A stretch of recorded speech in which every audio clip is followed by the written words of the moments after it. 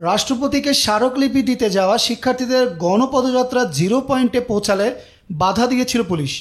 তবে সেই ব্যারিকেড ভেঙে বঙ্গভবনের দিকে চলে যান শিক্ষার্থীদের একাংশ।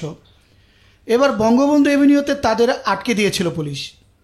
সরজমিনে দেখা গেছে বিপুল সংখ্যক পুলিশ ও শিক্ষার্থী মুখোমুখি অবস্থানে রয়েছেন। জলকামান সহ সেখানে ব্যারিকেড গড়েছিলেন পুলিশ সদস্যরা। শিক্ষার্থীদের উপর হামলার প্রতিবাদ, মামলা তুলে নেওয়া ও কোটা সংস্কারের এক দফা বাস্তবায়নের দাবিতে রাষ্ট্রপতিকে স্মারকলিপি দিতে দুপুর 12টার পর ঢাকা বিশ্ববিদ্যালয়ের কেন্দ্রীয় লাইব্রেরির সামনে থেকে গণপদযাত্রা শুরু করেন শিক্ষার্থীরা। শিক্ষার্থীদের পদযাত্রায় ঢাকা বিশ্ববিদ্যালয়, জগন্নাথ বিশ্ববিদ্যালয়, ঢাকা কলেজ সহ রাজধানীর বেশ কয়েকটি শিক্ষা প্রতিষ্ঠানের শিক্ষার্থীরা অংশ নিয়েছেন।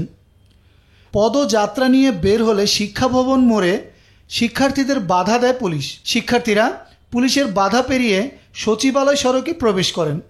সেখানে বাধা পেয়ে তারা জিরো পয়েন্টে অবরোধ কর্মসূচি পালন করেন। এখন তারা অবরোধ কর্মসূচি শেষে পুলিশের ব্যারিকেড সরিয়ে গণভবনের দিকে অগ্রসর হচ্ছেন। তবে এইবার পুলিশের সাথে কথা বলেই তারা সামনে আগাচ্ছেন।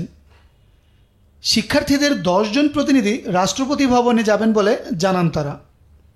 শেষ খবর পাওয়া পর্যন্ত জানা গেছে, কোটা বিরোধী আন্দোলনের মিছিল নিয়ে ছাত্ররা শৃঙ্খলভাবে এগিয়ে যাচ্ছে বঙ্গভবনের দিকে।